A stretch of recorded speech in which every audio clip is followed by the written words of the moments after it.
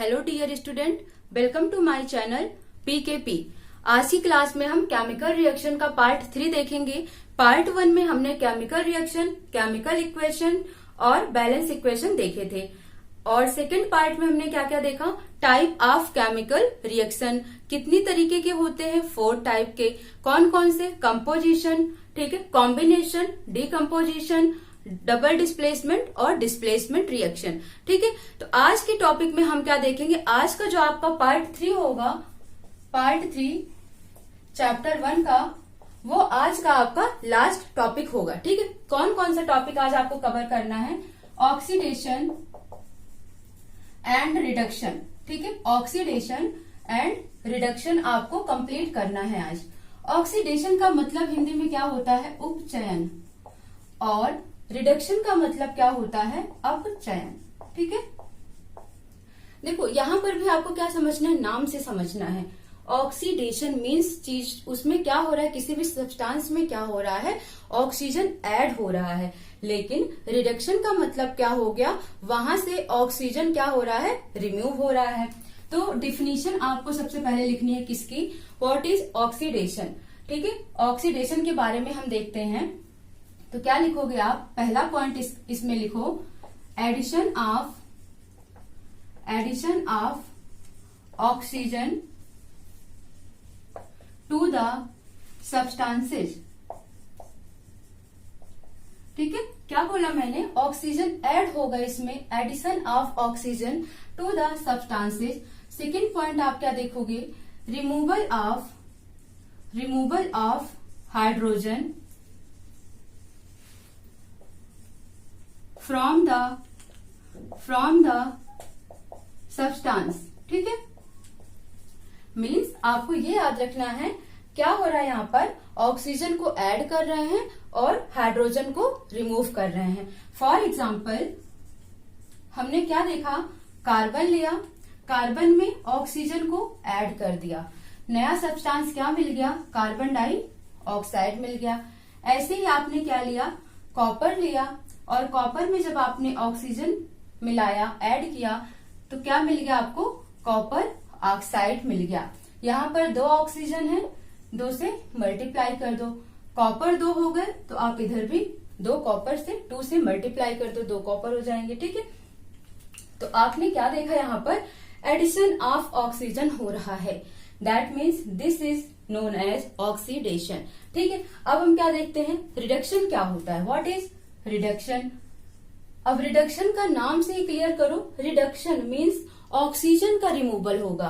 तो यहां पर पहला पॉइंट क्या याद रखना है, removal of oxygen from the substance.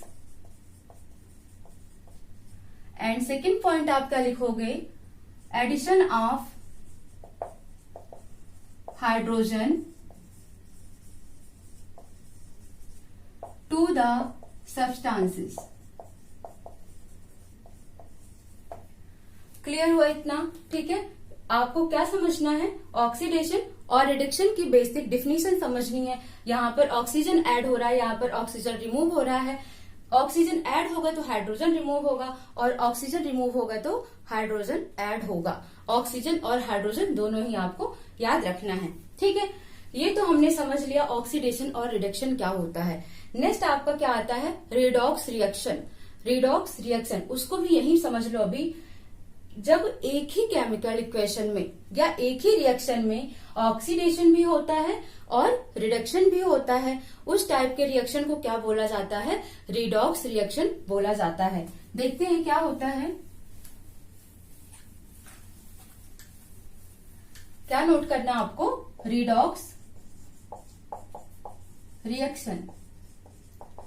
ठीक है, री का मतलब क्या हो जाएगा, रिमूवल, या फिर क्या हो जाएगा, रिडक्शन। ठीक है, और रेड का मतलब क्या हो गया, रिडक्शन, और ऑक्स का मतलब क्या हो गया, ऑक्सीडेशन। तो ये भी नाम से क्लियर हो गया। ठीक है, रिडक्शन और oxidation reaction means the reaction in which oxidation and reduction both taking places that reaction is known as redox reaction. तो नोट कर लो यहां पर, the reaction in which oxidation and reduction both taking place is known as redox reaction। देखते हैं इसका example क्या होता है। ठीक है, लेट्स सी एग्जाम्पल। आपको क्या कराना है उस एग्जाम्पल में, ऑक्सीडेशन भी और रिडक्शन भी। तो हमने क्या लिया, कॉपर ऑक्साइड। ठीक है, ये कॉपर ऑक्साइड का कलर भी याद रखना आपको, किस कलर में होता है, ब्लैक कलर में। ठीक है, ब्लैक कलर में। और जब कॉपर ऑक्साइड को किसके साथ, हाइड्रोजन के साथ फ्लो कराया जाता है, when copper oxide flow with hydrogen, then क्या हो रहा है, आप देखो यहां पर copper oxide is reduced to copper. Copper oxide क्या हो जाएगा, रिड्यूस्ड होकर कॉपर बन जाएगा, copper. And hydrogen is oxidised to H2O। ठीक है, H2O। अब आपने यहां पर क्या देखा, मैंने क्या बोला आपसे, when copper oxide flow with hydrogen, then copper oxide is reduced to copper and hydrogen is oxidized to H2O। ठीक है, नोट करो यहां पर इसको। In this equation, copper oxide is reduced to copper and hydrogen is oxidized to H2O। ठीक है, to H2O। ठीक है, तो आपने क्या देखा, यहाँ पर रिडक्शन भी हो रहा है और यहाँ पर ऑक्सीडेशन भी हो रहा है। मीन्स अगर आप इन दोनों में देखो तो यहाँ पर कॉपर ऑक्साइड था, ऑक्साइड क्या हो गया, रिमूव हो गया, क्या बचा, कॉपर बचा। तो आप क्या बोलोगे, यहाँ पर रिडक्शन हुआ। क्या हुआ, रिडक्शन हुआ। यहाँ पर हाइड्रोजन था बट यहाँ पर ऑक्सीजन उसमें ऐड हो गया, इसका मतलब यहाँ पर क्या हुआ, ऑक्सीडेशन हुआ। जब सेम एग्जाम्पल में दोनों ही रिएक्शंस हो रही हैं, ऑक्सीडेशन और रिडक्शन की, then that type of reaction is known as redox reaction. ठीक है, अब आप इसे भूलोगे नहीं, कॉपर ऑक्साइड का हाइड्रोजन के साथ फ्लो कराना है। ठीक है, तो क्या बन जाएगा, कॉपर प्लस H2O। रिडक्शन हो जाएगा ऑक्सीजन का कॉपर में और एडिशन हो जाएगा ऑक्सीजन का हाइड्रोजन में। ठीक है, इतना ही है आपका ऑक्सीडेशन, रिडक्शन और रिडॉक्स रिएक्शन। ठीक है, अब इनका हमारी लाइफ में फर्क क्या पड़ता है। ठीक है, इनके यूजेज क्या है हमारी लाइफ में, हमें वो देखने हैं। तो नेक्स्ट हेडिंग करो आप, uses of redox reaction in daily life. ठीक है, हमारे दैनिक जीवन में इस अभिक्रिया का, इस रिएक्शन का क्या मतलब है या कैसा प्रयोग किया जाता है। तो कहां पर इनका यूज किया जाता है, दो जगह पर। कौन कौन से हैं, एक है आपका कोरोजन, दूसरा क्या है, रेंसिडिटी। कोरोजन का मतलब क्या होता है, संक्षारण। रेंसिडिटी का मतलब क्या होता है, अम्लीय या अम्लीयता। ठीक है, अब आप कोरोजन को पहले समझो। नॉर्मल लैंग्वेज में अगर हम कोरोजन की बात करते हैं तो आप बोलते हो किसी भी मेटल में, खासकर जो आयरन वाले मेटल होते हैं, ठीक है, उसमें क्या होता है, कोरोजन लग जाता है, जंग लग जाता है। ठीक है, आपने क्या किया, किसी भी एक आयरन नेल लिया और आयरन नेल को आपने कहीं ग्राउंड पर फेंक दिया, किसी इन्वायरमेंट में फेंक दिया। अब क्या होता है, वो आयरन नेल वहां पर ऑक्सीडाइज्ड हो जाता है। किससे ऑक्सीडाइज होगा वहां पर? मे बी वो मॉइस्चर से, मे बी वो एसिड से। ठीक है, जब वो मॉइस्चर, एसिड इन सब के कांटेक्ट में आकर ऑक्सीडाइज्ड होता है तो उस मेटल के ऊपर क्या होता है, एक लेयर आ जाती है। ठीक है, कैसी लेयर आती है? हाइड्रेट ऑक्सीडेशन की लेयर आ जाती है। वही लेयर क्या करती है, मेटल को क्या कर देती है, बीक कर देती है। ठीक है, और जैसे ही मेटल आपका बीक हो जाता है तब वो क्या कहलाता है कि उस मेटल का क्या हो गया, कोरोजन हो गया, यानी कि कोरोड हो गया मेटल। कैसा लग गया, उसमें जंग लग गया। एग्जाम्पल के तौर पे समझो, रस्टिंग ऑफ आयरन। ठीक है, लोहे पर जंग लगना। आपने देखा है सिल्वर। ठीक है, सिल्वर का मतलब क्या होता है, चांदी। चांदी की कोई भी चीज होती है, कोई रिंग हो गई, मान लो सिल्वर की कोई रिंग है, उस पर क्या होता है, धीरे धीरे आफ्टर सम टाइम्स आप क्या नोटिस करते हो कि एक ब्लैक कलर की कोटिंग आ जाती है। वो ब्लैक कलर की कोटिंग किसके कारण हो रही है, ड्यू टू कोरोजन के कारण हो रही है। ठीक है, अब आप नेक्स्ट एग्जांपल अगर आप देखते हो, कॉपर का कोई बर्तन है। ठीक है, एनी यूटेंसिल ऑफ कॉपर। अब जब वो यूटेंसिल है, आप उसको थोड़े दिन के लिए बाहर रख देते हो, ऐसे ही मॉइस्चर में रख देते हो। ठीक है, तो क्या होता है, उसके ऊपर ग्रीन कलर की लेयर आ जाती है। वो लेयर क्या है, कोरोजन है। ठीक है, तो आई होप कोरोजन आपको नॉर्मल भाषा में समझ आ गई होगी। तो नोट कर लो, what is corrosion? When a metal is exposed with air such as moisture, acid, etc., then a thin layer coated on it। ठीक है, इस पर क्या होता है, एक थिन लेयर की कोटिंग आ जाती है। This layer make the metal beaker and weaker. ठीक है, क्या करता है, ये लेयर क्या करती है, मेटल को कमजोर और कमजोर बनाती जाती है। ठीक है, this process is known as corrosion। ठीक है, understand? When a metal is exposed with air such as moisture, acid, etc., then a thin layer coated on it। और ये जो थिन लेयर होती है, इसकी जो कोटिंग होती है वो क्या होती है, हाइड्रेट ऑक्सीडेशन। ठीक है, hydrate oxidation on it. This layer make the metal weaker and weaker and this process is known as corrosion.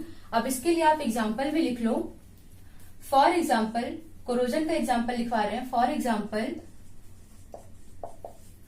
Rusting of iron. ठीक है, लोहे पर जंग लगना, पहला एग्जाम्पल। दूसरा एग्जाम्पल क्या हो जाएगा, ब्लैक कोटिंग ऑन सिल्वर। ठीक है, third point, green coating on copper.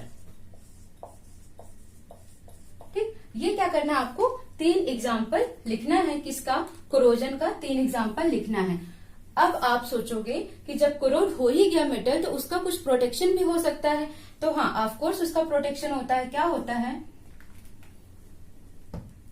Protection लिखो। ठीक है, कैसे बचाया जा सकता है कि उसमें कोरोजन ना हो? तो प्रोटेक्शन का पहला मेथड अगर आप देखोगे तो क्या होता है, गैल्वेनाइजेशन। गैल्वेनाइजेशन क्या होता है, ये गैल्वेनाइजेशन, इसके ऊपर किसी भी मेटल के ऊपर क्या कर दो, जिंक की प्लेटिंग कर दो। ठीक है, zinc plating on metal is known as galvanisation. ठीक है, नेक्स्ट आता है आपका सेकेंड प्रोटेक्शन की बात करते हैं तो क्या हो जाएगा, इलेक्ट्रोप्लेटिंग। इलेक्ट्रोप्लेटिंग मीन्स उसके ऊपर आप क्या करो, मेटल के ऊपर एक कोट कर दो। किसके थ्रू कोट करना है? इलेक्ट्रिक करंट के द्वारा कोटिंग करना है। That process is known as electroplating. And third, जो मेन नॉर्मल सभी लोग करते हैं कि रस्टिंग हो जाती है आयरन में, विंडोज में हो जाती है, डोर में हो जाती है, तो लोग क्या करते हैं, पेंटिंग का यूज करते हैं, यानी कि पेंट कर देते हैं। तो क्या? पेंटिंग। तो इस तरीके से there are 3 method for the protection of corrosion to any metal, like galvanisation method, electroplating method and painting method. ये 3 तरीके हैं जिससे कोरोजन को प्रोटेक्ट किया जा सकता है। ठीक है, कोरोजन आपने अच्छी तरीके से समझ लिया। अब हम देखते हैं रैंसिडिटी क्या होती है। सेकेंड है आपका क्या? Rancidity. Rancidity, the oxidation of fat and oil when exposed to air, then this process, this is known as rancidity. ठीक है, what is rancidity? The oxidation of fat and oils when exposed to air, then this is known as rancidity. इसका मतलब ये है कि जब हम कोई भी फैटी यानी ऑयली चीज को क्या करते हैं, इन्वायरमेंट में या फिर ऐसे ही घर में खुली छोड़ देते हैं, तो उसपे क्या होता है, एयर यानी वो ऑक्सीडाइज्ड हो जाता है, रैंसिडिटी हो जाता है वो।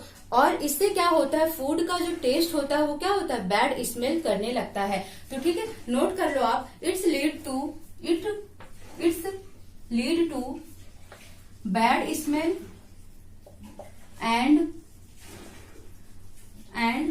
Bad taste of food. ठीक है, इससे जो भी खाना होता है वो कैसा हो जाता है, बहुत ही स्मेली, और टेस्ट उसका कैसा हो जाता है, बहुत ही बैड या खराब लगने लगता है। ठीक है, इतना प्रोसेस आपको समझ आ गया होगा। इसका नॉर्मल एग्जांपल अगर हम समझे तो आप क्या करो, जो चिप्स होता है, अगर खुली चिप्स ऐसे ओपन में रख दिया जाए, ठीक है, चिप्स ऐसे ही ओपन में रख दो आप, तो 2-4 दिन बाद अगर उसका टेस्ट आप देखोगे तो आपको थोड़ा सा कैसा लगे, एसिडिक लगता है, अम्लीय लगता है, रैंसिडिटी, खराब सा स्मेल आता है उसका। ठीक है, वही होता है रैंसिडिटी।